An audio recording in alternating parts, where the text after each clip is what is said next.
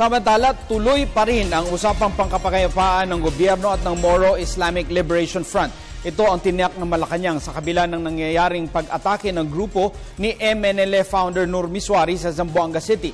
Ayon kay Presidential Spokesman Edwin Lacierda, ang naturang insidente ay hindi makakaapekto sa usapang pangkapayapaan ng gobyerno at MILF para sa pagtatatag ng bagong Bangsamoro entity. Iginihim ang MILF Government Peace Talks ay hindi lamang sa mga miyembro ng MILF, kundi para sa benepisyo ng buong Muslim Mindanao. Nakatakdang magpulong simula bukas ang government at MILF peace panels sa Kuala Lumpur, Malaysia para talakayin ang power sharing at normalization process annexes ng framework agreement. Nilinaw din ni Lacierda na isinama ng gobyerno ang MNLF sa pagbuo ng Bangsamoro Framework Agreement. Nauna nang kinonsulta ang mga miyembro ng MNLF kabilang na ang grupo ni Miswari ng Peace Panel sa pangunguna noon ni dating Chief Negotiator at ngayon ay Supreme Court Justice Marvic Leonen. Going to negotiate with MILF. This will not affect the peace process.